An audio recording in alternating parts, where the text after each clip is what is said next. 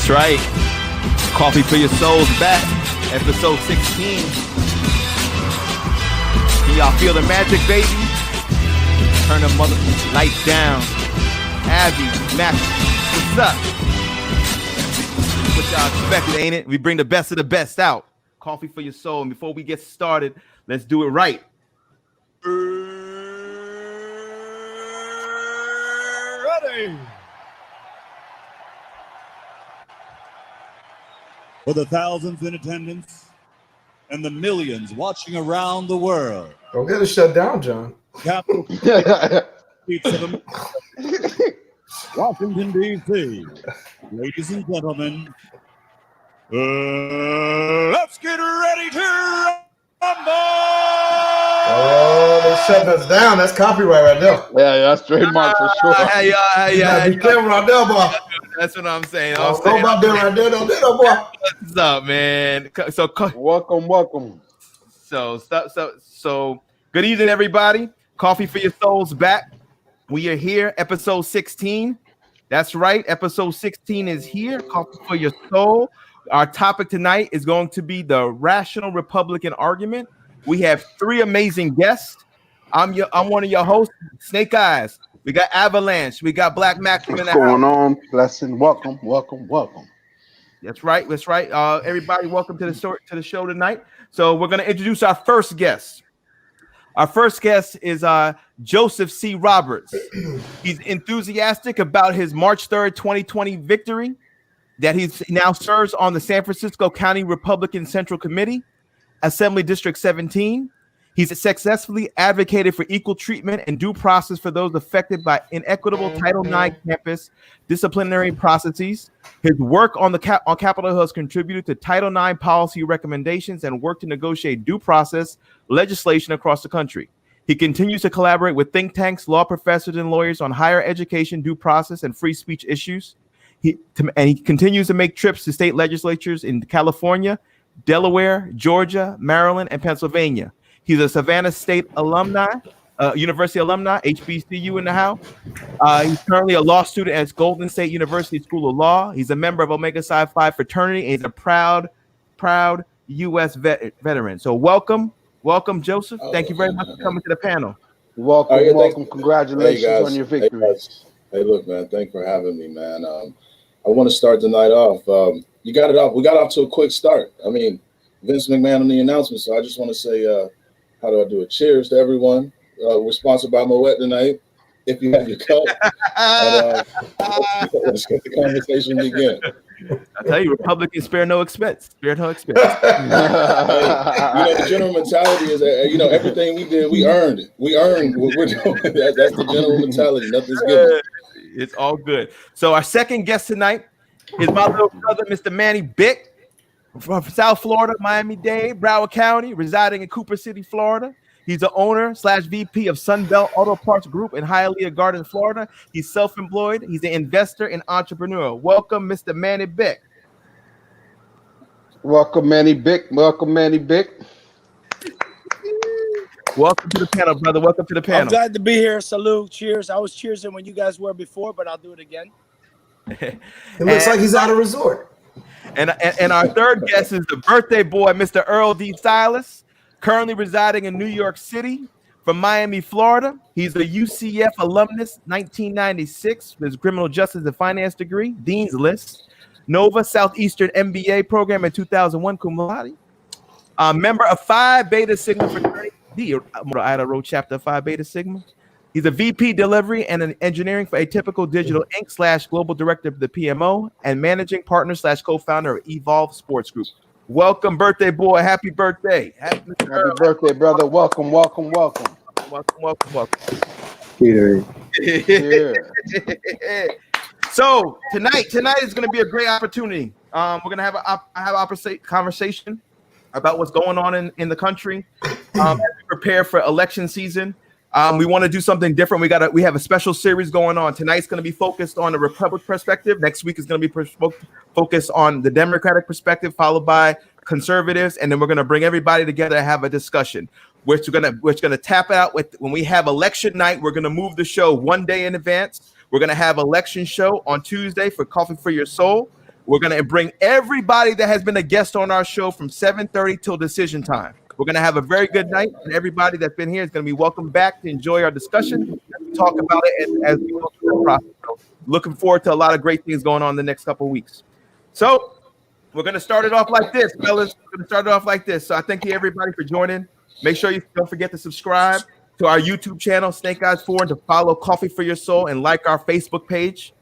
So we're gonna, and if you have a question tonight, feel free. I'm gonna put the stream chat, the link on the ticker. If you want to join in and ask a panelist a question, feel free to do so, and we'll let you guys in. We have four spots. So if you want to come and ask a question, feel free to join us.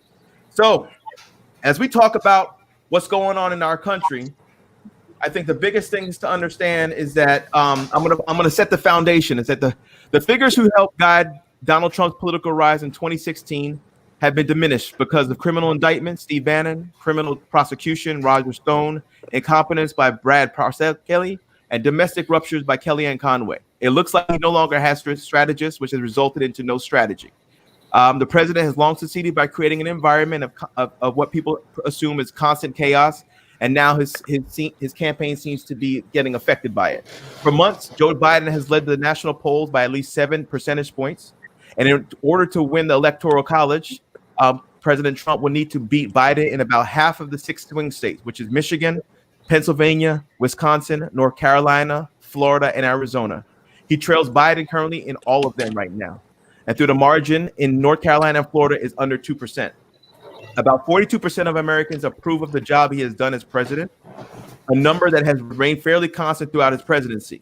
54% now disapprove, which puts him behind the ratings of former presidents Barack Obama, George W. Bush, Bill Clinton, and Ronald Reagan at similar points in their re-election campaigns, though well ahead of George H.W. Bush and Jimmy Carter. So I'm going to start off with the first question of the night. And this is going to be, and just remind everybody, be respectful of one's opinion. You may not agree 100%, but during Coffee for Your Soul, be respectful in the panel and the chat box. That's how we run things here. So the first question for the night is: some say the Republican Party is a party of no content. Some feel that Republicans are remarkably quiet on how they would govern and what they seek to accomplish. What's your perspective on this? And I'm going to start off with Mr. Manny Bick first. Oh boy. Yeah. So. I got to read the question because I was just listening to you, but I do. So first thing I want to say is I do think that Republicans are the worst marketers out there, the Republican Party. We don't market like we should. And unfortunately, that does hurt us sometimes in elections, regardless of presidential or whatever it is. I do feel that the Republican Party is based on a small government. So I don't feel like they come out and promote all these different things that they're going to do and then show up and come up short. I feel like they come, say what they're going to do, and actually do it. In most cases, not all. I really don't know why they come out that way. That part I cannot understand and probably don't agree with. But I will tell you that I'd rather people tell me what they're gonna do and do it versus come out, say all these things that they're gonna do and come up short. So I mean that's my perspective on it, I guess. Okay. Mr. Roberts. Okay. Just a couple questions. Just want to clear a couple things up and be as specific as we can. So the question is: some say the Republican Party is a party of no content. No content, right? Let's unpack that. Is that policy content? Is that digital content? Is it social media content? Because there are points. Policy content. Policy content. Okay, I got it. Well, I guess it all depends on what you pay attention to, right? It all depends on what your issue is. I mean, there's certain conservative issues that just stick out, and they're very ardent supporters of the Second Amendment, for example. The NRA is one of the biggest lobbies on Capitol Hill. Republicans traditionally are very pro-life. once again, one of the second largest lobbies on Capitol Hill, along with other several different areas of content or interest as well, armed forces, free enterprise, better business. So when it comes to no content is superlative, right? Because of course there is some content. But I think to answer that question is, I think the conservative or Republican Party is filled with content. You just have to narrow your scope and focus on what that content is. Um, I agree with you, Manny. It's not going to be spoon fed to you. Like the Republican Party is not going to seek you out. They're not going to pander for your vote and say, "Hey, look at our content or look at our policy." Um, some feel that Republicans are remarkably quiet and what they seek to accomplish. I wouldn't say remarkably quiet. I mean, there's a list of certain achievements and accomplishments that are not just domestic. They're not, Republican versus Democrat when it comes to victories. Democratic victories are usually social victories and they scream very loud. Republican victories we don't scream as loud on the wins, but the issues are just as big, like national security. We're all Americans, right? Do we fear an imminent attack on U.S. territory? No, we do not. Why? Because national defense and armed forces is a very, very big accomplishment. And if you look at some of your moderate news outlets, they cover world and global affairs every day. That's my perspective. I'd be curious to ask the person that wrote the question, why do you think there's no content, and why do you think they're remarkably quiet? How about this? If you wrote this question and you're in the chat, if you're watching the stream now, please introduce yourself in the chat. I would like to know. There you go, Manny. All right, Mr. Earl. Probably similar to the gentleman that preceded me. I tip my hat to you, sir.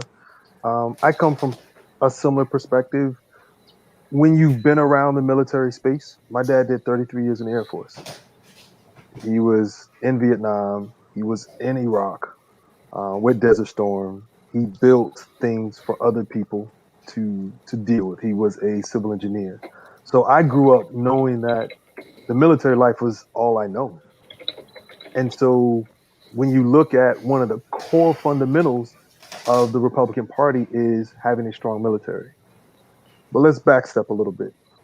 I think there's no question that there's a lack of appreciation of how to broadcast a message when you're disengaged from how to communicate that message.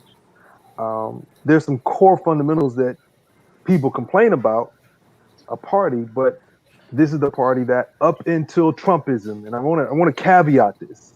There's core fundamentals of Republican values, and then there's this new normal. I can't speak for the other two gentlemen on the panel. I don't subscribe to the new normal. And I think it's important to put those guardrails on because prior to the new normal, without the Republican Party, there's some simple things that all six of us have to deal with that we'd be concerned about, and that is the exponential growth of your tax base. You pay more taxes. There's a reason why people talk about pork. There's a reason why you talk about entitlements, and the Republican Party fights so much about it, because that means by default there's more money coming out of their pocket because you have to pay taxes to fund entitlement. But that's really not a cute thing. It's not pretty. It doesn't look sexy, but it does affect the bottom line. And so for me, I was birthed into a space of understanding there's some core fundamentals that the Republican Party has that has allowed my family to become what they've become. My father too retired and lived very comfortable. My mother, my sister, is an attorney. We were birthed into understanding that before there was a Democratic or Republican Party, there was the core fundamentals of the Republican Party that is a result of the military. And that's how I became and started understanding the values of the Republican Party even before the values of the Democratic Party as a military brat. Okay. Thank you. So we have our first question, and Dimitri, before I'll ask you Dimitri, feel free to respond to that statement. Yeah, no, I'm kind of responding to everybody on the panel. To be honest with you, Trump is not a classic Republican. He's not a classic conservative. He never was. I think that he's just playing that role. Um, I believe that Trump is somebody that gets in where he fits in, and he does exactly what he needs to do and say um, to get his goals accomplished. Now, again, anyone could say that's any politician, but I I've was about to say that. but I've never seen a politician do it in a way that he does it. He does it in a way where if you can't, a lie can stand if there's no repercussions, right? So I can lie about anything I want, and if there's nobody there to make me pay for that lie, or nobody there to make me um in some way, shape, or form feel the heat of that lie, then I will lie. And I'm not saying as a person, I'm saying human nature is going to continue to lie. Trump is somebody who lies continuously. Um, if you realize when he first started running, the Republicans were like, "Who's this guy?" Like There you go. There you go. there wasn't one Republican leader that supported him. We can pull up all types of clips from the so-called Republican leaders and senators and congressmen and former presidents and everyone were like, "This guy's going to ruin our brand. This guy's going to bring destruction to our brand," to the point where they literally publicly denounced him. And just like all politicians, once he became the head of the ticket, they were like, "Oh, he's the greatest. This guy's the one that's going to do it for us," right? And we only have a few people with integrity who've kind of either just kept their mouth quiet because they're just not going to, ruin the chances of the Republicans holding power. And then you have a couple people who are like, "Look, we still don't support this guy." You know what I'm saying? So, he wasn't always pro-life. You know, he's on record saying that he would do whatever he needed to do to trick Republicans to vote for him. And as when we asked about Republicans, I would love to know how you guys feel. Do you believe that this guy really represents the Republican Party as it is, and what it stood for before? Do you really believe that this guy is a true conservative? Do you believe that he has conservative values, or do you just feel he's just a good leader for what we need now? Do you support him as a Republican, or you support him as Donald Trump? Mr. Roberts, can I please speak on this? I tip my hat to you, sir. Please let me speak on this. Absolutely. Avalanche, hell, fucking no. Because this is when you start ripping at the cores of the institution. Now this has nothing to do with political party. When you start ripping at the rule of law and making a mockery out of the rule of law, then this has nothing to do with party affiliation. He is ripping at the cores of our institution of the republic. It's just only a few people have the wherewithal based off of their desire to either stay gainfully employed or relevant to stand. When you have a senator say, "You know what, I'm just not going to run anymore because what he stands for, I can't condone." There's a senator out in Arizona that said no. No. Let me jump in if you don't mind, John, because I've been itching. I was going to get you. Yep. And I love the perspective that we're getting to touch here, because I think we got to the key of something that all of you down there, all of our conservative guests said. You have classic republicanism. The Reagan Republicans out there. I would even say Mitt Romney would fall into that category. Classic conservative, fiscally conservative, big on military, conservative values. And in my opinion, I feel like the Republican Party has, and you can't tell me they haven't, at least nationally. I know we were talking before about how maybe on more of the grassroots, lower levels, some Republicans in more local elections may be a little closer to the people in terms of feeling. But nationally, it just feels like the Republican Party has lost its way. For instance, if you even argue because you have the cult of Trump and you have the Republican Party. If you come with a classical Republican argument or even an argument against something Trump has done, and it is offending the base, then as a politician, you're putting your neck on the line because you're going to get primaried by somebody who's further right half of the time. Look at what happened in Georgia. You know, you got the QAnon senator that's going. You know, let's not get into conspiracy theories. They're fun, but needless to say, I feel like the Republican Party has lost the moral high ground because they have turned so many blind eyes to what would be considered atrocious behavior for the leader of the free world, Republican or Democrat. And yeah, you could say there's a lot of BS in politics. Trump pushes that away. He says it the way it is, but there has to be some candor. And I feel like, I guess my question to say all that is, what do, because to speak to Joseph here, he said Republican, you know, they're not going to spoon feed their supporters. You know, you got to come and find it. But you remember the post autopsy of the Republican Party once the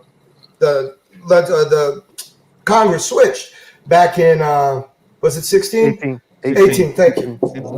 And the autopsy really spoke to what can the Republican do to grow their base, to become a bigger tent party.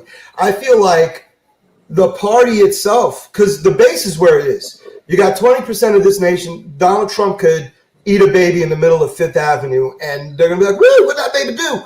Eat him again." Right. You know, and it's crazy because you take a classic Republican, you know, like the ones from the Lincoln Group. The things that Trump gets away with, they'd be aghast about, right? So how do you get that party to become a more bigger tent group when it's strayed so far to the right? Because I know myself personally, I'm big on Second Amendment. I like my guns. I have a lot of conservative values. I'm very open to liberal viewpoints, you know, live your life. If you're not messing with me, it's good. Hey, do your thing. So I'm an independent. Sometimes I lean Democrats and I'm like, hey, that Republican's saying some smart things. How does the Republican Party now do a better job of growing that tent and appealing to people who, frankly, are disgusted by the antics of someone who does not display Christian or what we'll just call conservative values? And that's my question. Let them answer. Go ahead. But I just wanted. We're still on the same question, which was the party had no content, and also remarkably quiet on how they would govern. And I say that bringing the question back into perspective, because they're not doing that as far as Trump goes. This year, this election, they're not doing that, Joseph. They've done that in the past. You know, it's true. They've set up and they stood up for their grounds. But this year, I feel that the leaders on the Republican side have been extremely quiet and just completely given the reins to Trump to just do what he does. And I don't think it's representing your brand the way you know, and that's why that question kind of still stands. It wasn't meant to say that the party is like historically, but it's been like that this election and throughout the Trump administration. So you're right. You can move from there. You're right. There's been a intentional complicity. To be complicit to ignorance means that you are ignorant. Exactly. And I will say that unapologetically. Knowing that the thought is 2016 as a result of, if you think at one point in time, one of the strongest strategists for the Republican Party is Anna Navarro. She's from down south, Cuban. Mm-hmm. Her family's one of the wealthiest persons in that Cuban world in Florida. She had to renounce her activism as a strategist. To your point, Avalanche, because this has become almost unretrievable. So it puts persons like myself, I would venture to say Manny, because we're both from the same area. I'd let Joseph speak for himself. It puts us in an uncomfortable situation because we really have no way to advocate and to engage persons like the three of you, because we have no moral ground to stand on, because the moral ground is representative of the leader of that moral ground, and he's about as putrid as one could have. It doesn't change our values. We just have been muted, to be candid with you. Joseph, I'm interested to hear how you guys feel about that. No, I'm glad. I'm glad I could be on the panel because I'm a Trump supporter. Right. Yeah, I am a Trump supporter, right? And I get a lot of blowback because of that. You know, I get a lot of not understanding, and the big number one question is always why, right? Why? Avalanche, you brought up a good point. I can't remember which one it was, but one of you guys mentioned that Republican Party or Trump, they generally do what they say they're going to do, right? Hmm. I went to a black college. I went to a black college. You go to black college, what do? You play a sport, you pledge, or you're an athlete. And if you're so fortunate enough to do two out of the three, then you're like immortal. You know, I did the two out of the three. Um, so when you do that, you know, in the black college environment, your bubble gets big, you expand, and you graduate. You know how it is with fraternity rivalries, right? Um, at the end of my college career, I was Me Too. I was falsely accused of sexual harassment by three deltas, right? Black college, black university, uh, black female president, black country president at the time. I was Me Too. Before even Me Too was even a big deal. Just falsely accused, my education is out of the window. And it was time for me to start advocating on my behalf, which ultimately led to a lawsuit against the university, which got dismissed, which led to me landing my feet in Congress. Hey, I was falsely accused, black male, HBCU. You touched down in Washington. What are the first offices you're going to knock on the door to? You're going to knock John Lewis, Alcee Hastings, just Hastings. those very black, those very black Democratic stalwarts. Hey, look, man, I didn't even get due process. I didn't even have a hearing. It was like, what? He did what? He's gone. That happened. Guess what John Lewis's office did? Oh, I don't know. We'll see what we can do. Elijah Cummings. Oh, I don't know. We'll see what we could do. Why? Because the female lobby was so powerful that, to be honest, they really didn't care about constitutional rights or due process of a black man in Georgia. That's just a fact. Maybe they did, but it's the politics of it that made them mad. But guess what happens? The most unlikely supporters happen. Hey, look, I'm the same guy, falsely accused, black college in the South. I didn't have any due process. I didn't have a hearing. My education, my career, my life is on pause. Republican congressmen, Republican senators, they can't do that.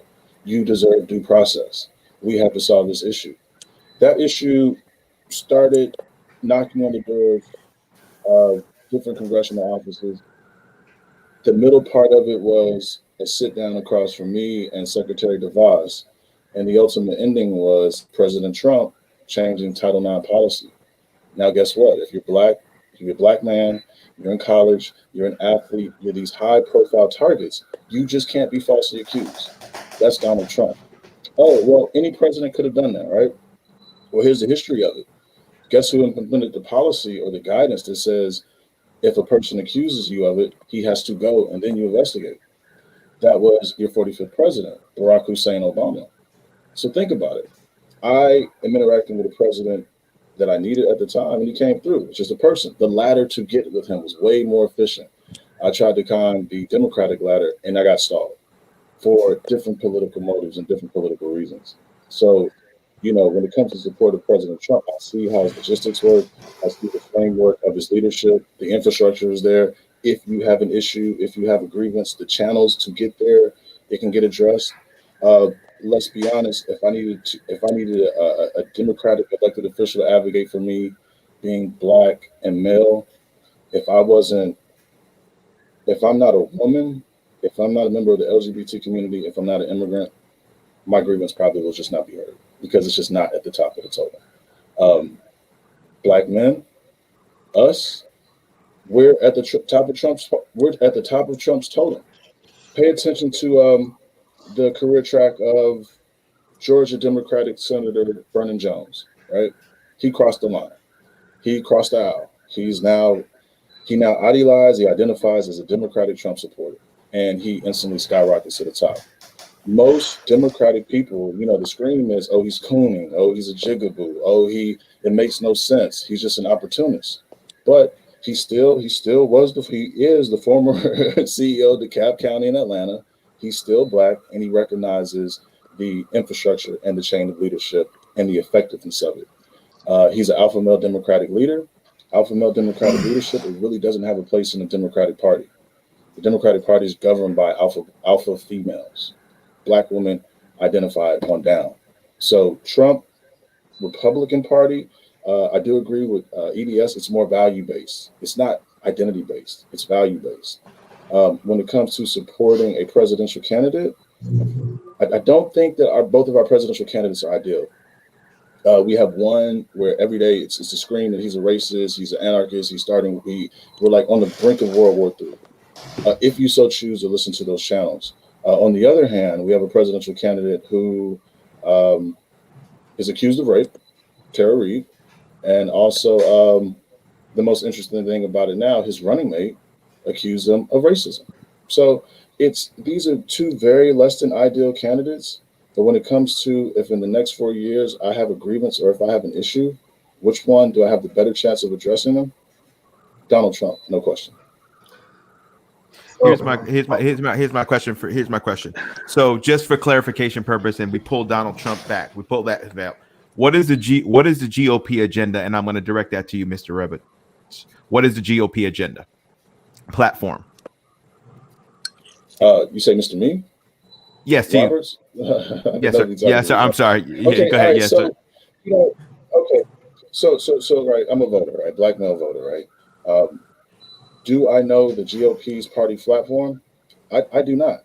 But I know me. I know my identity issues.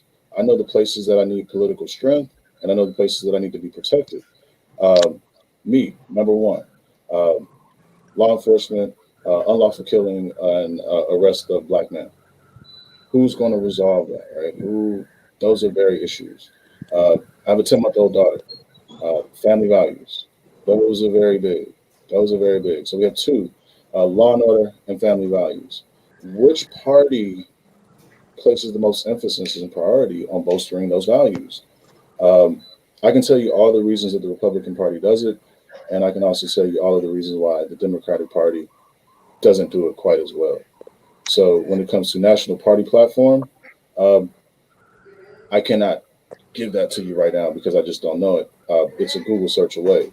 But when it comes to law and order, family values, these are just cornerstones of the Republican Party. John, I think we all can agree. I'm going to be candid with you. I'm not going to take a blind eye. We have some real shit in the party that we need to clean up. The whole philosophy of family values, I think that is convenient when it's personal, but I don't think it is a broad brush that's painted, notwithstanding your race, color, and creed. Family values should be agnostic. It should not be convenient because family values don't put people in boxes and in cages. So we need to own our shit. Two, law and order can't be convenient when it is reflective of those that have the majority and not the minority. Because at the end of the day, Donald Trump is not going to be nowhere around if any of us get pulled over. Mm-hmm. That's the uncomfortable truth. I think we as a party hide behind those convenient titles and those convenient platforms, but there's an uncomfortable reckoning. To Black Mac's point, like we need to own it. Don't own it. Don't discredit it. If there's a personal story, then that personal story allows you to say, okay, because of my personal story, this is what I do. I don't think anyone would have a problem with that. But I always wrestle with what I was brought up to understand, and then the reflection of what I see. The best years of my life in Florida happened to be a governor that was a Republican, Jeb Bush. No one said anything. Everyone's nodding now. Jeb Bush was a pretty damn good governor. He was Republican. He was moderate. Yeah. But also he had a good president.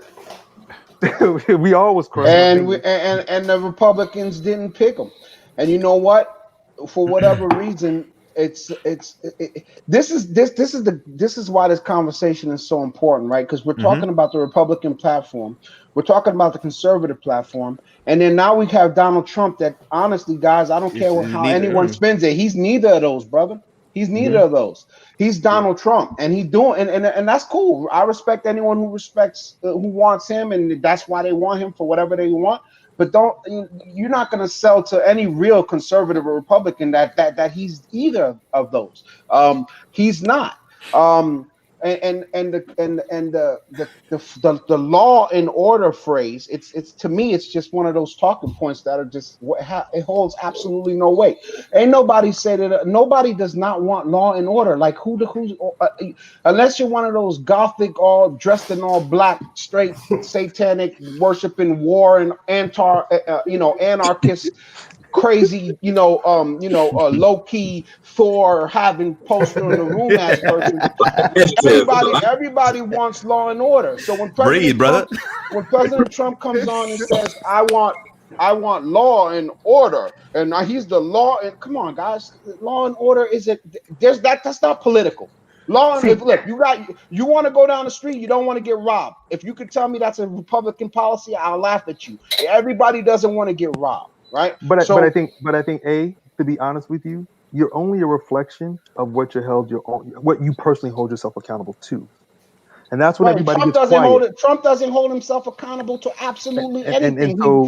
And so Josh, I wrestle with that, because you can't say you're the law and order president but not subject yourself to the own law. There you go. Let's talk about it. Advocate for. Let's talk about it. And that's just the uncomfortable truth. We can't be cursing at the podium. We have to be honest.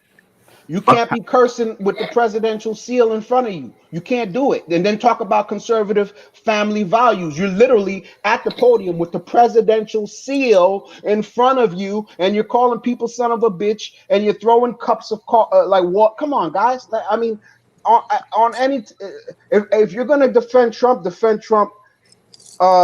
Not using conservative values, man, because he doesn't have them. Have them, and maybe that's why a lot of people support him, because they're sick of the politics. Period. I can respect that. If you're sick of politics, period, like I am, and you just want a rebel that's gonna be like, look, man, I'm doing this way. I don't care how y'all think. I don't care what. We can curse now. I can throw things. I can curse out reporters. I can criticize anyone who criticizes me. I don't have to. The buck doesn't stop with me, by the way. I'm the leader, and I'm telling you that, there's going to be law and order when I'm president. While I'm president, there's absolutely no law and order. Like, everyone forget, like, he's the president now, guys. He is the president, and everything he's selling to you is not happening. Okay? Let's talk about COVID for a second. COVID-19 is a joke, right? There's only one way. There's only one way that I respect Trump on COVID, and there's only one way. If the Q people are right and it's a complete hoax, right? If it's a complete hoax, I get it. And let's be real, bro. I'm one of those people that look into things like that, and to me, some of the stuff is not adding up, right? So on that one, I can see where someone's like, yeah, well, he had no crisis to fix, right? The numbers are inflated. Okay, but then again, then we have more serious problems than any president can solve. If there's actually someone powerful enough to have the media put fake numbers out and the CDC, if you got that power out, we can't vote nobody. B69, baby, you seen Scandal? You know what's real up. Quick.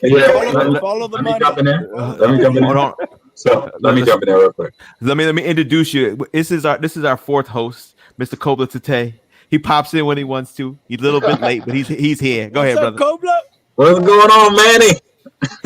Hey, so one thing I did want to mention, and listening to everybody's point of view, is I think sometimes when we look at politicians and our assessment of politicians is quite interesting. And the one thing that I like in my assessment of politicians is there aren't many jobs where you go and you have 15,000 bosses, 30,000 bosses. So, for instance, if you become a manager, you're a supervisor, you might have 2 or 3 bosses.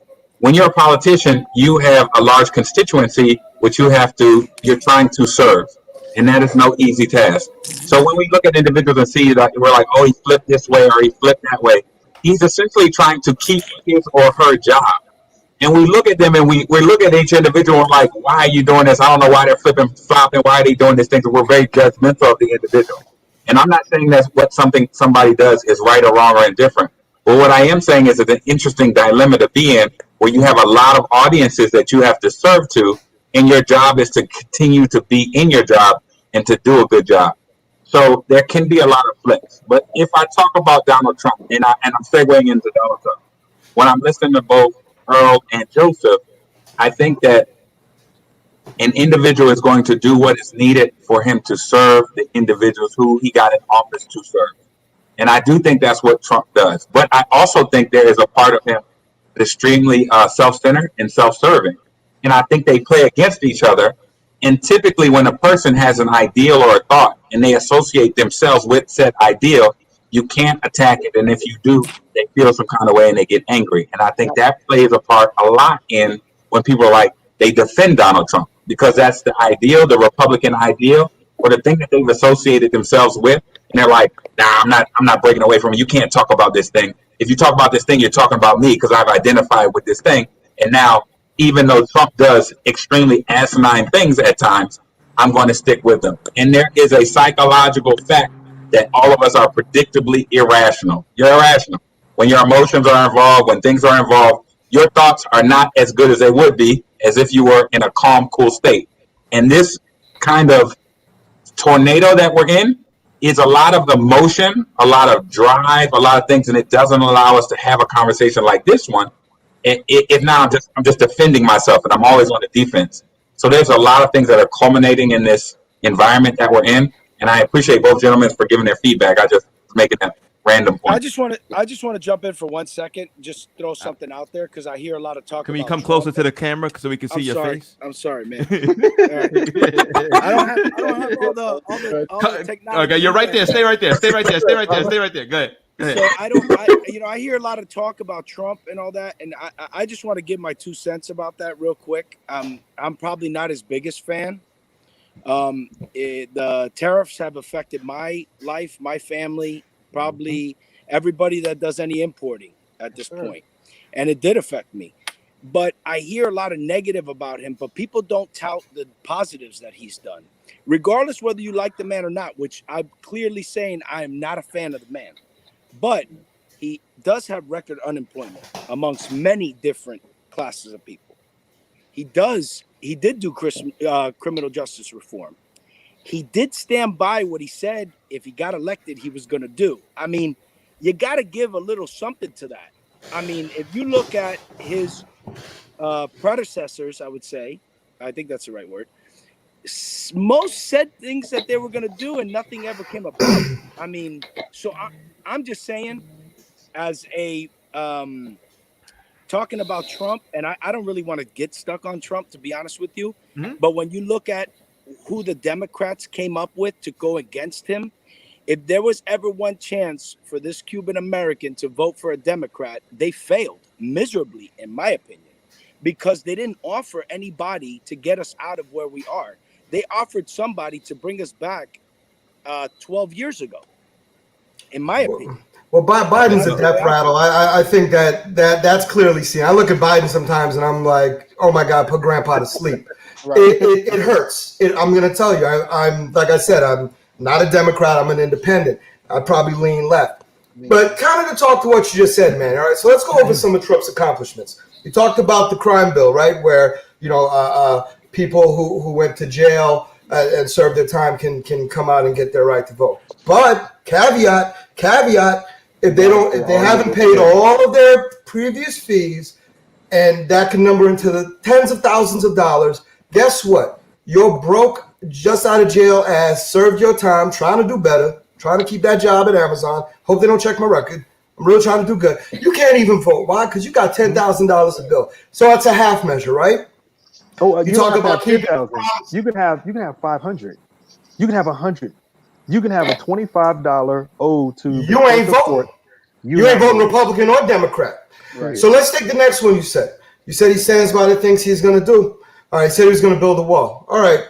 In truth, I believe the only actual wall that has been built, I think it's only, and I might be wrong on the number, like 17 miles of wall. That's all. The rest have been refurbishments of old pieces. Because guess what? This isn't Battlestar Galactica. That is a large territory to build a wall on. It's impossible. That's a gimmick, right? So the next thing you say is the economy. Trump's, I hear a lot of people make that argument. Hey, my pocketbook's better. The economy's doing well. Less regulation, etc.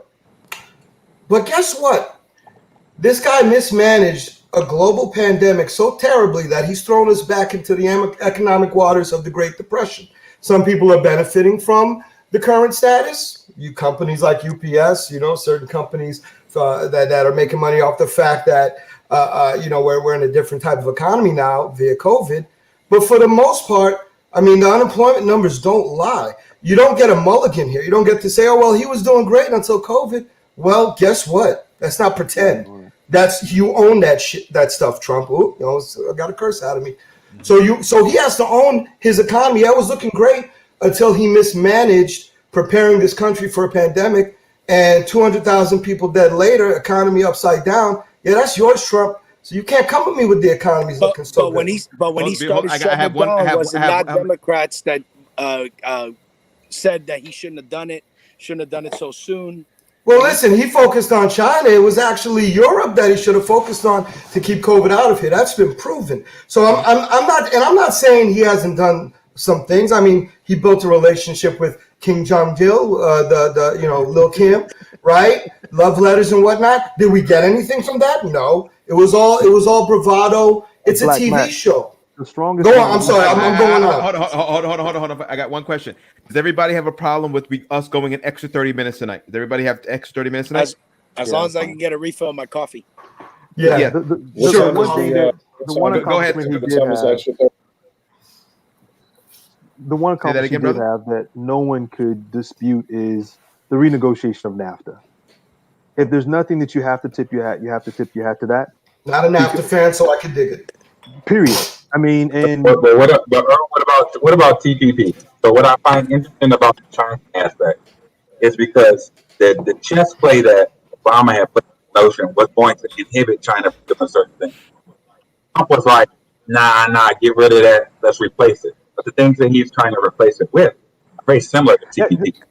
So your point is right. This is less about China. This is really about forcing Canada and Mexico to play on a more even playing field as it relates to the cross-border trading. I think China, he intentionally made sure it's no different than Melania taking, the former first lady's speech and putting her name on it. No, he knew what was right and he left that alone. But what needed to be improved in is the relationship between and our trade manipulation and how we can control the flows of revenue coming in and out between Canada and between Mexico, especially Mexico.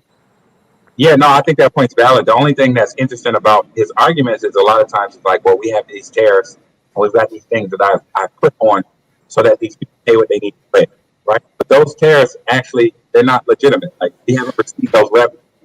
There's a certain ignorance, and I'm just going to say there's a certain ignorance that he uses in managing arguments, but he doesn't have to have all the intelligence. He's backed by some pretty smart people at times.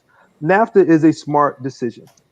No one can debate that, no matter what side of the aisle you're on, and you're spot on, Clover, because for all intents and purposes, he just blueprinted what was already in place from a China perspective.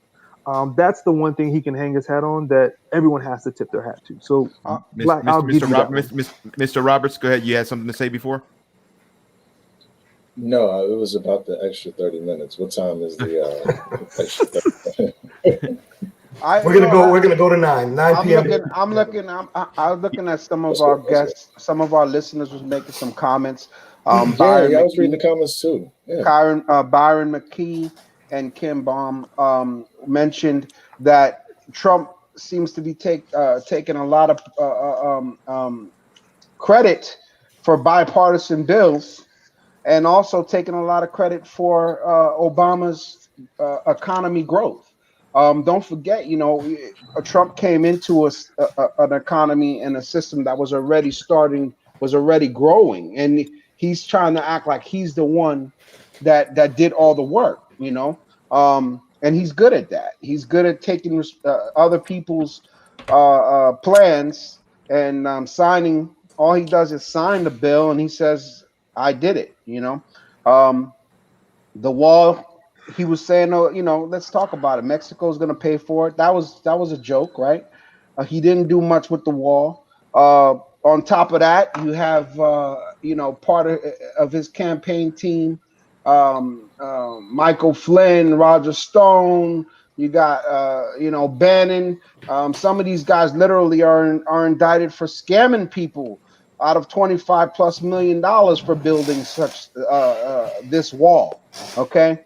You know, we know a birds of a feather flock together, man. This guy, his whole damn cabinet is going to jail.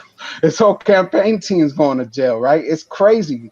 It's like we can't ignore these things, man. Like, okay, you know, criminal reform, real good, you know, but at what cost are we or let him throw a couple fruits to us, you know, and meanwhile he's stealing the whole fruit tree.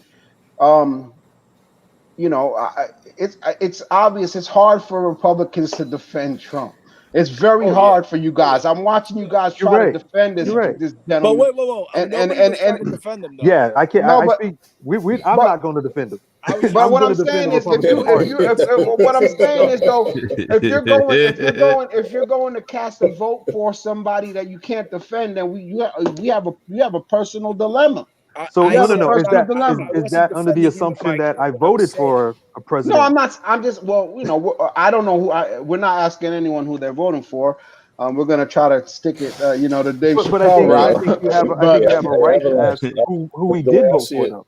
No, that's cool. I'm just if that's up to who, you know, who wants to respond to that question. Yeah. But again, I real quick before I just say two things real quick. I feel that when I speak to Republicans, conservatives, and the like, they can't defend Trump. They'll be like, you know what, I can't really defend him, and they'll throw one or two talking points, and then they get out. I mean, I'm serious. I'm really looking for someone to stand up, you know, 10 toes down and be like, yo, this is why I defend him, and we haven't seen it tonight. I've been a Dolphins fan my whole life. We haven't seen it. You know what I'm saying? Look, I mean, people can do. Hey, why did both of them was like, yeah, see, there it is. You know, that's where we. But look where we're at as a nation. We're bringing our president down to the popcorn and hot dog filled seats of a stadium and a team, bro. We're talking about the president of these United States, man. This is not a game. This is not a game. You can't be pushing leaders out the way for photo ops. You know what I'm saying? But let's get back to it. But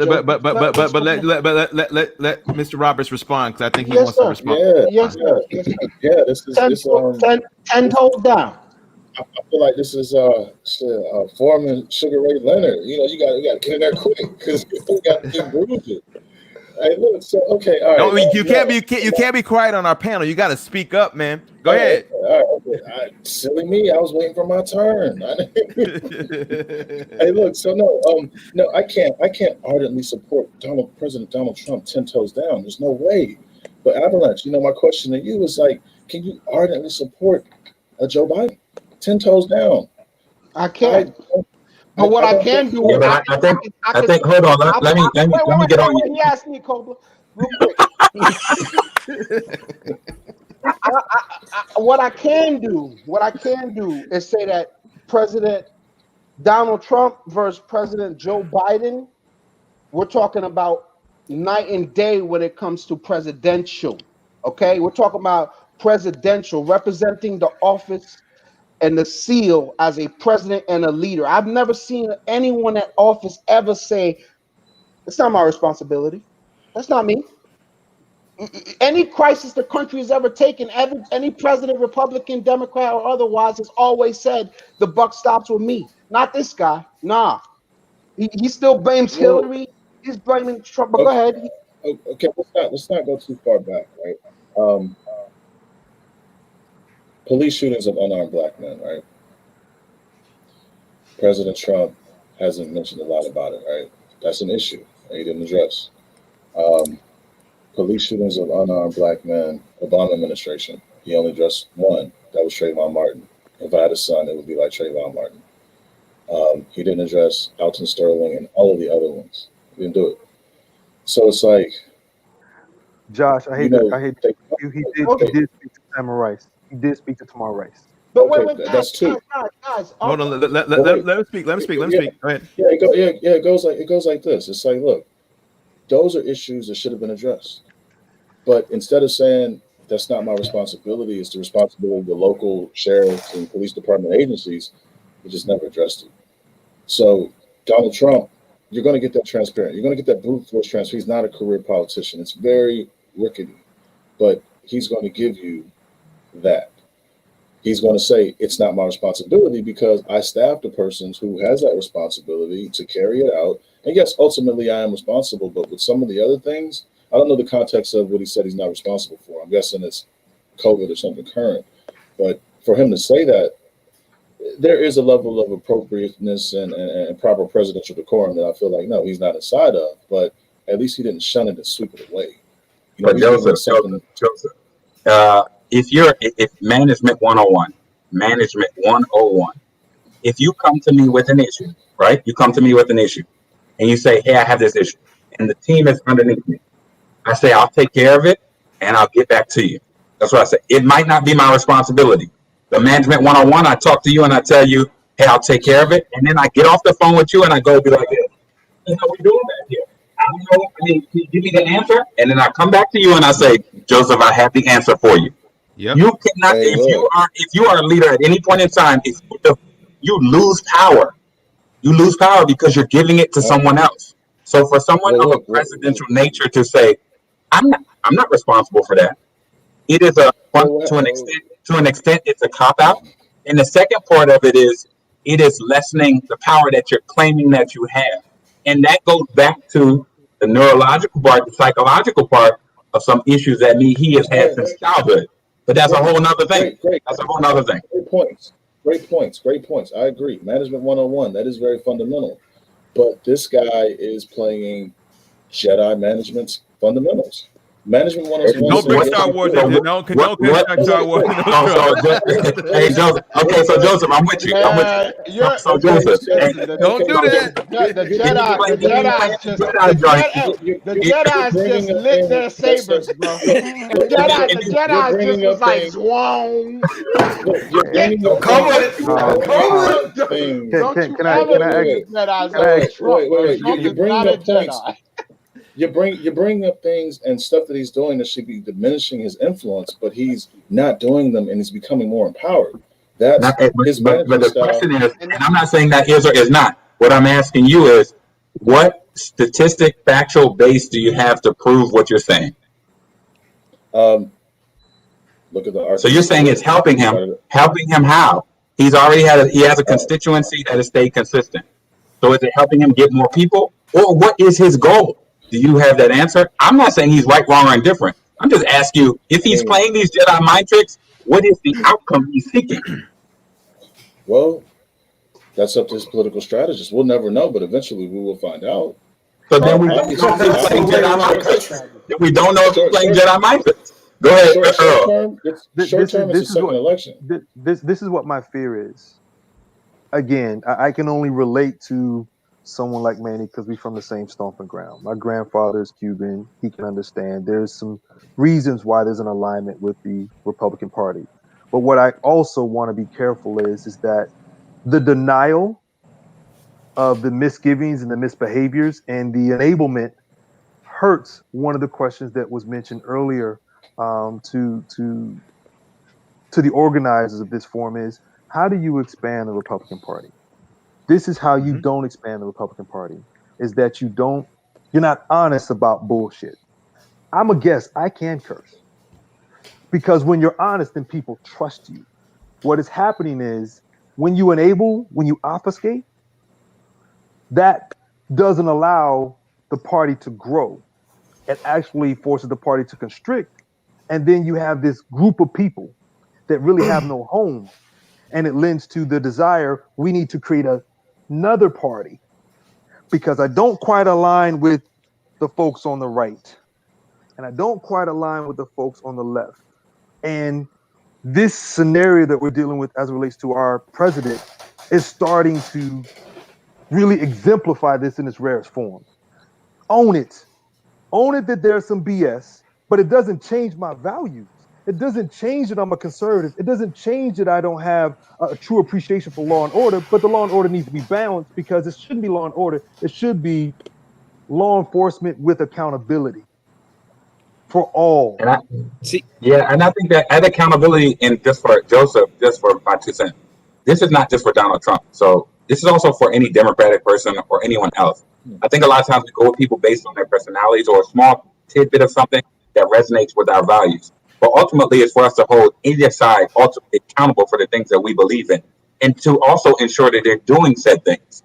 Yeah. So a lot of times, from what I know and what I don't know how I don't see us holding people accountable to what we should. A lot of us kind of step back and say, we hired them, do your job, whatever level of government that is. And I think in order to make this or right this ship in a totality sense, you need to be way more engaged. And how that happens, you make things easier for people to understand. You make it easier for people to vote and be involved. You make it easier for people to understand what's going on. If things become complicated in a system that's supposed to be for the people, that's an issue. Why is it complicated? Why do I have to do 15 steps to understand something? It shouldn't be that way.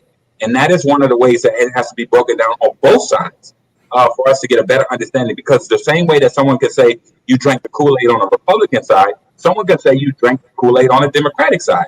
We're so caught up in the liberal views. We're so caught up in this viewpoint. That can be said on both sides. It all has to be perspective. But the system as a whole should work for the people that it's meant to serve. And know that this whole system is meant to serve. It is not meant to serve the people who are in office. It's meant to serve the people who are in the country. So I'm gonna hold on. I'm gonna call a timeout because I want to call a timeout because just a little quick break because we're gonna roast something real quick and then we're gonna come back. But I want to give a quick breather. So take a sip of your coffee and we'll be right back. And I'm gonna show you something.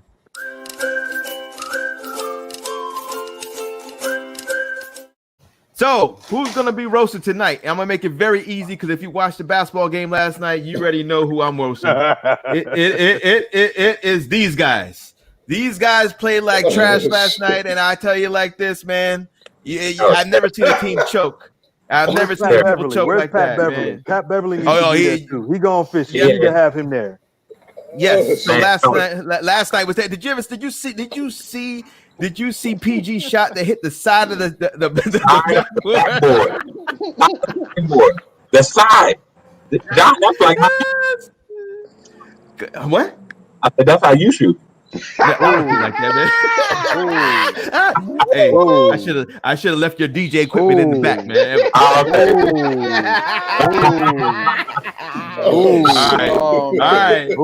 See how you see?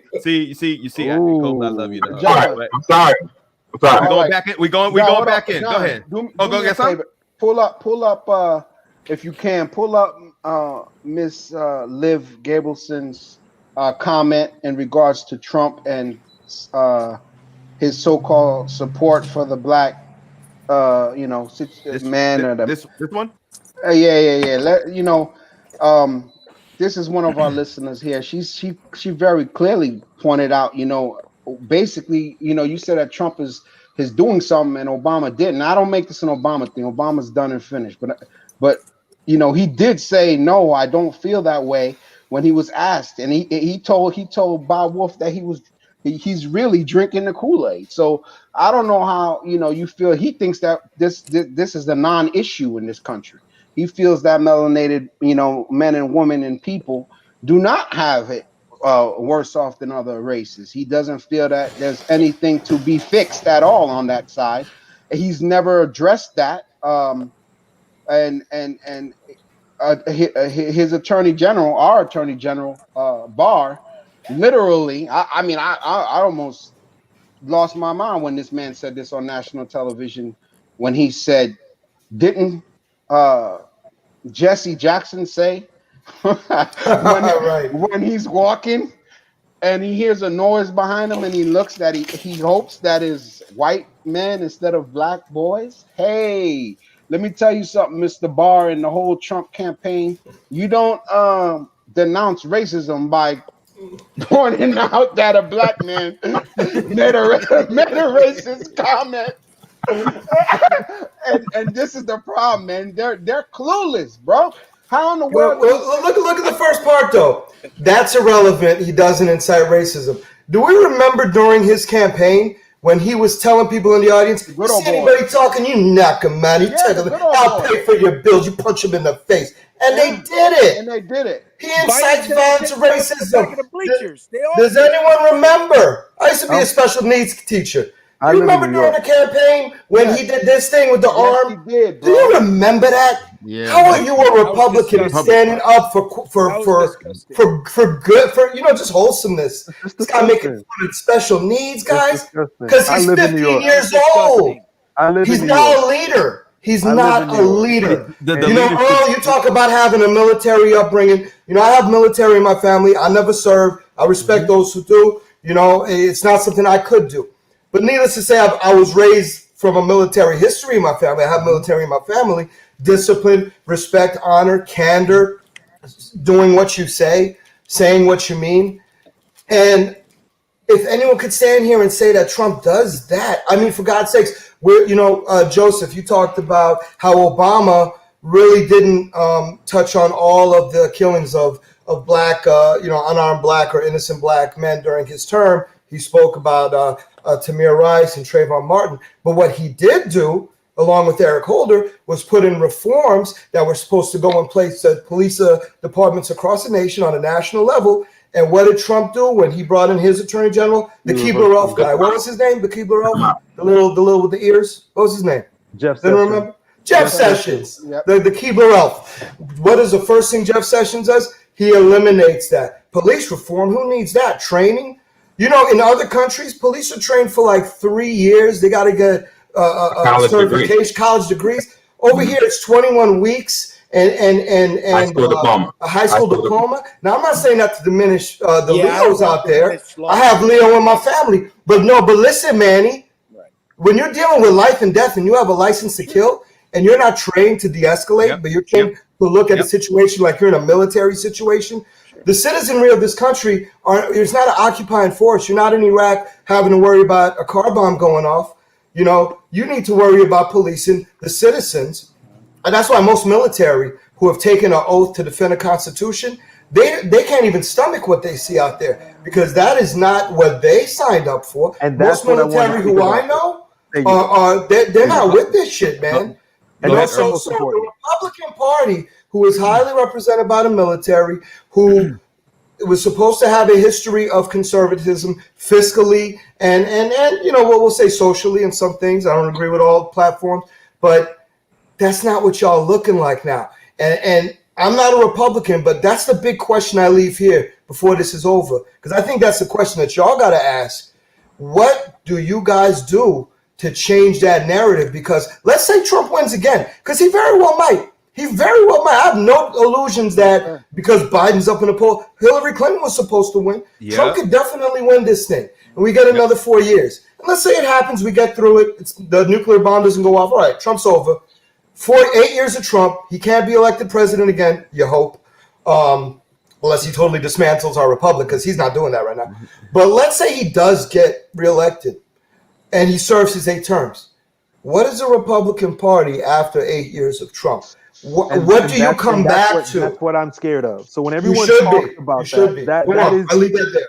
I can't get and lock arms with people who have conservative views because of this fungus that no one wants to be honest about. Let's not enable ignorance. And I keep using this because that's the reality. It doesn't change my views with how Josh views the Republic, how Manny views the core fundamentals of being a Republican as a viewpoint. But we're going to be forced. I know me, I'm in a very uncomfortable situation because I feel like I have no home. And that is a slowly increasing phenomenon that people are feeling disengaged and dislodged because your core views, there's a reason why no one's heard anything from the Bush family. There's a reason why you have true Republicans that are establishment Republicans. Like a Miss McCain said, you know what? I'm still a Republican, but I have to support Joe Biden. But because why? Excuse me? Why does she have to support Joe Biden? No. When I say why, I think it's corrected. It's not about she has to. I think she believes it's the right thing for her to do because the views of the Republican Party current day is not the views of her Republican Party. But he's been there for 47 years. He served as vice president. he also has scandals under his belt. No one's questioning that. No one's questioning that. Okay. But I think there's a fundamental. No one wants to talk about the elephant in the room. I can't respect someone who says, you know what, you need to go grab a female, buy her pussy, and guess what? It's okay. I totally I agree have with a you. daughter. 100%. And for me, 100%. now I have to look at past you being a president, past you No, I putting totally- conservative judges, the core of you as a man, as a I- person leading a Correct. country that my daughter's raising in, and I have two. Correct. It hurts me when I'm lost. I agree with you. I agree 100%. I agree with you. But I also can't look at I can't only look at that because That's this fair. country is bigger than the man. And if you really look at it, what drives this country, and you can see it in his 4 years, how much he has not been able to do anyways, because they've fought him in every place that he's tried to go. They've been trying to get rid of the guy before he even got inaugurated. Like they did So- Obama. It's politics. Yeah, we have agree yeah. with you. No, Dimitri, I agree It's with you too politics. there. I do. Manny, politics agree with you. is ugly. We know that. But Okay, we're talking so- about how this guy is not just. We're not talking about politics. Is even the scandals. You notice I haven't brought up no scandals. But- Whatever, scandals are scandals. There's No, a lot of of course. liars out You have there. government offices that are not staffed because he is literally not Exactly. feeling safe. The government is Exactly. not working. Exactly. The republic is not. All the civics classes we took to teach us how government works. You have I wish we had those vacant numbers. seats in I wish we had government those positions. My worry is You may be small government because you're Republican. I get that. You don't want the government to do everything, but we still have to function as a government. And My worry is that if Biden gets elected, who is really running the country? And honestly, Biden and Harris look more like what Republicans used to look than what they're being painted as. Ooh, scary Yes, socialists. it's true story. They're actually more. They're center kind of right left. They're not libs. They're not progressives. Harris, So we Trump is the Tea Party on acid. we have a guest in the panel, and we're going to ask a question. Mr. Mark Latrend, you have a question? Hey, what's going on? Hey, hi, can y'all hear me? Yeah, Loud and welcome. clear. Hey, hello, good afternoon. How's everybody doing? how you doing? Good. I'm doing well. I'm Mark Joseph's cousin. I Oh also yes, have- you coming on the panel soon? Yeah, yes. Hey, I'm ready. I'm ready to go ahead and get my side off. I've seen a lot in the comments. I used to have a podcast also that talked about a lot of the Republican and the Democrat aspect of it. A little background on myself: prior military, just retired. Thank you for your service. Thank you. Hey, forget it. It's all good. It's all good. In the comments, everyone was saying that military, they vote for Republican, and I don't really see that. Being I'm West Indian. I'm from Trinidad. I have 4 children. I have a wife and everything. I vote for who is going to keep food on my table. When we sit here and argue about Republicans, Democrats, it's all about money game. It's all about a money game. If that same Democrat was putting money into each and every one of y'all's pockets, or that Republican was putting each and one of y'all pockets, we wouldn't have this conversation. Trump, he puts money in other people's pockets. That's why we're having this conversation. If you was putting it in your pocket, y'all would be tight-lipped. I do agree. And then also we talked about I know it's a lot of stuff y'all talking about. I'm just gonna skim it through, but Joe Biden, I'll touch on Joe Biden. So y'all need to do y'all history. I'm not saying y'all, but just America itself. About a year ago, we were saying Trump is racist. Now we're saying I've seen some rhetoric from the right side that Biden is racist. It's all about money. All of them are racist. Biden supported a guy named Robert. I think his name was Robert Byrd Yeah. Right. He was a known KKK member, and he said that this person was his leader, his friend, his confidant. People he looked towards. Trump. We were saying he was racist because what? Because he said, I'm not a Republican, but he said this stuff. Central Park 5. Right. That's what he said. Shithole countries. Yeah, shithole countries. He talked about what But we weren't talking this rhetoric when he was chilling with P. Diddy before he was a president. But that's irrelevant. Racists hang out with How is that whoever they need to irrelevant, hang out though? with. Why How it is is it irrelevant? irrelevant? Because look, guys, you can listen. There's different types of racists. There's the racists that's gonna come literally in public and say, "I hate niggers," and that's it. They got those. And then you got the racists that are gonna come out and say, "Hey, come have dinner with me and sit down." And at the same time, they're talking to you about business in the back of their mind, and they're like, "This nigga won't be able to sit with us. I just need access to this, or I need access to I that." think it's about being We accepted. got, It's about being. wait. We Go got on different. record though. That guy Wait, went on record. guys.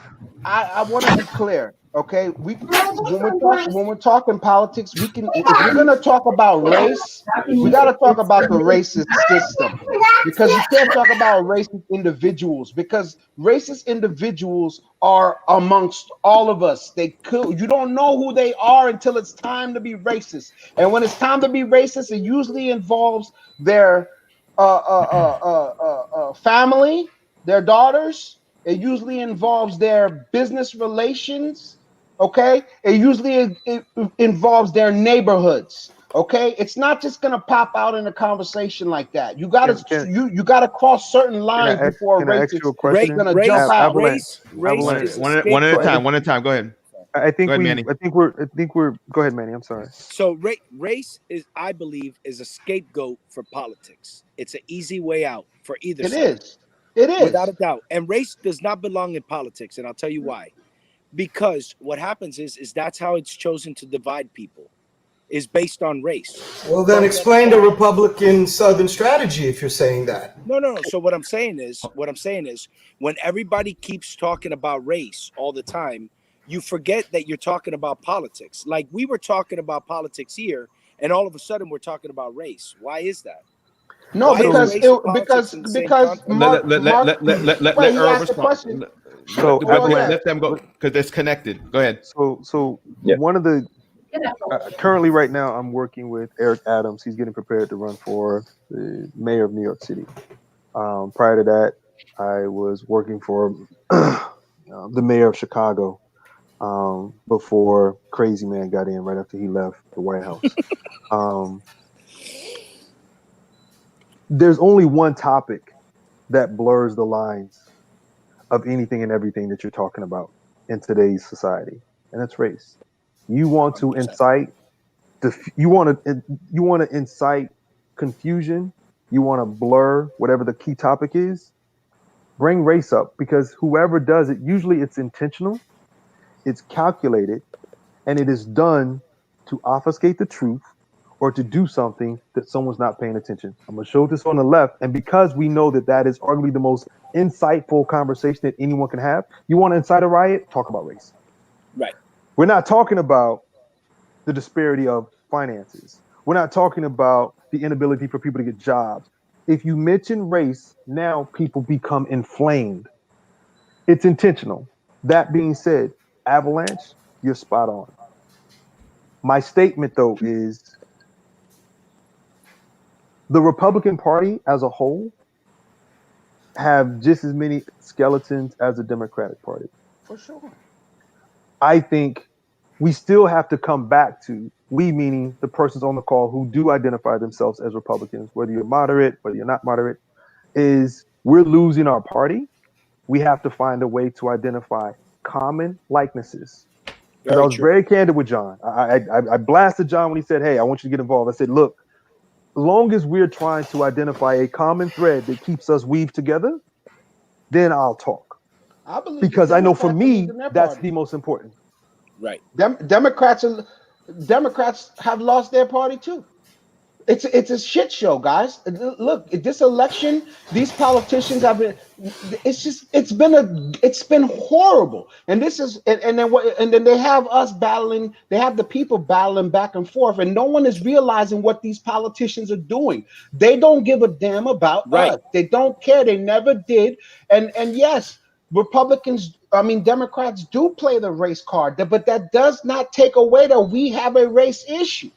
Period. Well, And then I agree with you. and also, I agree with you. we have also an attack on our rights, right? So the Republicans and the conservatives are always crying out, "Yo, you guys are coming at our rights," and I agree with them. They're coming at our Second Amendment. They're coming out of they're coming in our households with all types of rules and laws, and they over. I mean, we are overtaxed. Who disagrees with that? And stop. I hate when people say that taxing is a Republican issue. It's not, because guess what? I can guarantee you Nancy Pelosi knows how to file her taxes so she don't pay no damn taxes.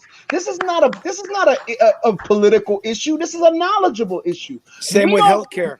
Same with healthcare, right? We got to understand that these politicians have us fighting over issues that they've mastered. They don't pay taxes, guys. Republican and Democrat who know the game do not pay taxes. And then Divide and conquer. they got us thinking that if I'm a Democrat, you're going to make us pay more taxes, and Republicans are going to make it. Listen, man, that's garbage. If you know the rules, if you know how to play the game, you're not going to pay taxes. Right. Now, of course, there's nuances in that, and but overall, if you know what to do, it don't matter what political affiliation you are, because the rules don't go like that. The rules are: do you know what to do? Do you know how to file this? Do you know what you know what I'm saying? How to work the system? This is what that is. When we get into race and we get into taxes and we get into all these certain issues, that's just the game they want us to play. But at the end of the day, this was a forum for Republicans and conservatives to come to address their concerns and their issues. And next week we're going to do that with the Democrats, right? But one of the main issues that I say and is that Trump is not a Republican. It's not. Trump I agree with you. is not a conservative. But Trump hijacked Sure. one of the two political parties, because let's be real, he could have jumped on the other side too. He saw weakness. He saw weakness. in the Democrat. And you know what the weakness he saw? I'm gonna tell y'all the weakness he Race. saw. Obama Race. was the black man 8 years in a row, and a lot of people didn't like that, and they wanted the complete and total opposite next go around. And guess who that was? That was Trump. That's what he did. He's a manipulator. He played the game, and guess what? We play the same thing, right? Because I see people, and I'm gonna let it get back to our panel real quick. I see people all the time. And my mom is one of them, and a lot of people are one of them, right? Obama did no wrong, and I'm like, Mom, y'all don't know the system. Obama did a lot of wrong. Correct. They all do wrong, and then we defend them because, again, we have our own personal, I think the whole panel brought this up. We have our own personal things that we want to defend, our own personal views and how we feel, and then we defend whoever holds that, and we do it religiously, and we do it so powerful. Even though when they do wrong, we don't call them out for it, right? So that's a problem that we have. We can't continue to protect politicians, whether they're Democrat, Republican, or otherwise, female or male, black or white, when they're just not doing what they're supposed to be doing. And I think that's what we do. So I agree 100%. I agree 110% with you. And that's really where I was coming at when I first came in and said about military. We're kind of like a swing vote. Whoever puts money into us, that's what we voting for. And I believe that that's what we as Black Americans should start doing. And instead of just being locked into, hey, I'm a Democrat because my mother said I was a Democrat. My father said I should be a Democrat, so I'm going to be a Democrat. And not really look at the policies that affect your own household or your community. Right. So I seen you, Avalanche. I'm gonna come at you a little bit. I ain't gonna hit you too much. Hit me. I seen you go. We want you to come on the show, man. We don't want you to get kicked off already, bro. I see you going at Trump a lot, and a lot of things you say are coming from an emotional standpoint. Not explain. So you talked about you just don't like the guy. You just don't like him. When? You talked about you don't like Trump. You said that you're not going to vote for Trump. That doesn't mean I don't like him. But tell me why you're not going to vote for him, right? I'm not going to vote with him because he does not represent the presidential seal and the office and the prestige of being the most powerful man in the most greatest country in the world. He does not. But who are you going to vote for then? Wait, hold on. Wait. I have to address this issue. That doesn't mean I don't like him. What it means is he does not hold the respect of me when it comes to the office of this great country, bro. You didn't say nothing about his politics. You just said about emotion and how you feel the position. How you're literally saying how he should come off to be in your eyes.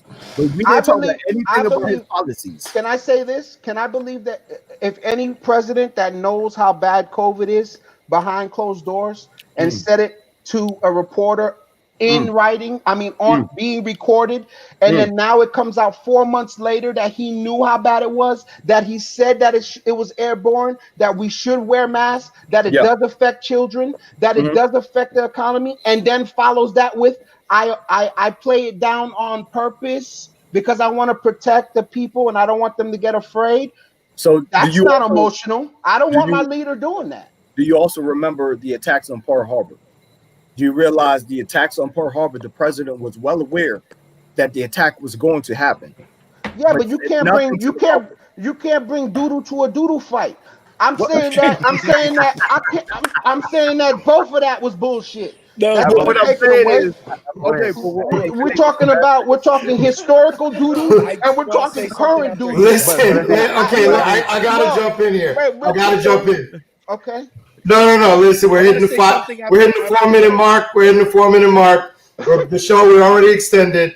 You had me a doodle. Don't bring doodle to a doodle fight. Listen. This show could go on much longer. We may have to have another panel like this. I really think this needs to happen more.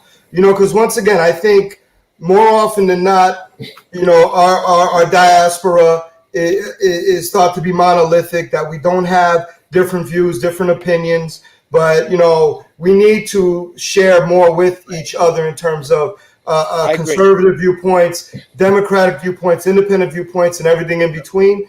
I really want to thank our guests, Joseph Roberts, Manny Bick, thank you, Earl Silas, for being a part of this show. This is what we're trying to do. We're trying to uplift, educate. Vote for who you're going to vote for. We're not telling you to vote one way or another. What we're telling you is be informed, know who you're voting for, and why you're voting. So, needless to say, we appreciate all the different views that our guests brought on. I really want to give everybody a chance, all of our guests, to what would you like to share with our viewers before we end the show? Until you come back. What would you like to leave with our viewers with? Can I just throw something out there? And this could be my exit too. That's cool. I just want to say one thing with what Avi was saying, which is 100% true about what he said on the recorded call, and I get it. But my question to your next panel that you're going to have on is, your presidential nominee said that he would shut down the government again. I just want to know how they feel about that. Didn't Trump say that? No, that was Biden. Wait. I remember at one point he was sitting with Pelosi and Schumer, and he said, "I should have done. I should have done again." No, when he selected Kamala Harris to be his running mate, they were in an interview and they asked him, "Would you shut down the government again?" And he clearly said yes. So my question is to your next panel is, how do they feel about that? That's all.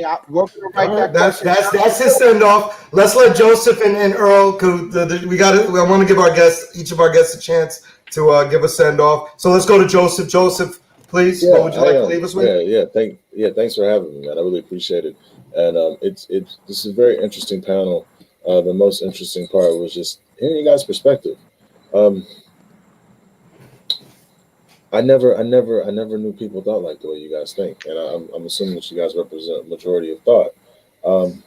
Let's continue discussing this, man, because I feel like there's a lot more that I can contribute, and just as though there's a lot of things that you guys share with me, I know I'm certain that there's a lot of things that I can share with you, just as far as changing the perspective. So, anytime, man, anytime. Sounds good, brother. For me, John, I got mad respect for you. I'm only on this because, I want you to win. For me, it's just about identifying what are those core like beliefs that we all can share. And based off of that, no matter where you sit on the political spectrum, we can grow from there.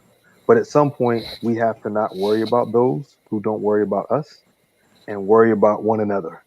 That's the honest opinion. I'll say this. I was very quiet tonight because there's a lot of for me listening.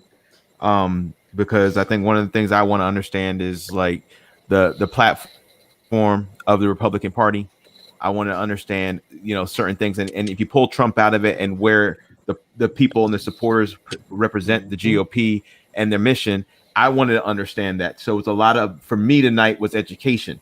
And I think that's what goes for regarding everybody. So hopefully everybody that was watching tonight got an opportunity to understand where these three gentlemen that I handpicked be on this show tonight to be here. And the same thing goes on for next week. Miss Liv Gabrielson will be here next week. So I just think it's an opportunity for us to really be clear with things, because I think one thing we can always do, to Earl's point, is having a balance and understanding, right? If you understand what somebody's feeling, you really can't knock something. I've argued with Manny multiple times on Facebook about specific things. And it was because he knows I love him to death. We can have that conversation. We can have that conversation. Yes. Everybody doesn't feel like that. And I want people to understand that you can have a difference of opinion, because we are all not alike. Long as you respect them. And I think that's the thing, is like when you understand that and you have the respect for somebody for having a difference of opinion, that it allows you to have questions and have those difficult conversations for you to understand. Like if there's anything, if Manny's gonna do, I'm gonna let him go in front of me before he does anything. I'm gonna let him go and then he'll get it. Give me that money. But so I get to respond one thing though. I get to respond one thing though. I didn't get to say this earlier, but Kobla, AFK, you fool, man. Love you. Yeah, Kobla's a beast, man. Kobla's a beast. All right.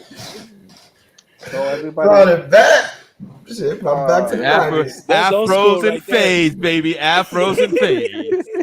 AFK, you fool, baby. Hey, Afros and fades. Thanks for having me. But it's dinner time here on the West Coast, man. Let's well, before we go, let me close. Everybody say. Coffee for your soul. Coffee for your soul. Go ahead, Abby, go. I'm just saying that we're talking about, real quick before I let it go. I was told that I'll get emotional about Trump. Listen, man. I gave Trump plenty of chances to prove me wrong, bro. I really wanted to see Trump win. To be honest with you, I wanted to see him win, and he did absolutely nothing as far as being a leader to show me that he could be a leader and be held responsible for the things that he says and does. And that's why I feel the way I feel about Trump. And one last thing, when I said you can't bring doo-doo to a doo-doo fight, what I'm basically saying is, if I tell you somebody threw a rock and broke my window, don't tell me that my cousin threw a rock and broke a window, because I'll tell them both you broke a damn window. All right. So that's my point. All right. I don't like when people try to bring up the past of what someone else did when you're trying to talk about what someone is doing right now. It's that simple. It's a weak way to protect somebody, just to address the issue. If somebody does something and someone brings it up, address the issue. Don't tell me what my auntie did 10 years ago and goes right back to Barr. What did Jesse Jackson say about black men? Yeah, you a racist too. That's it. Done deal. All right. Everybody say coffee for your soul. Coffee for your soul.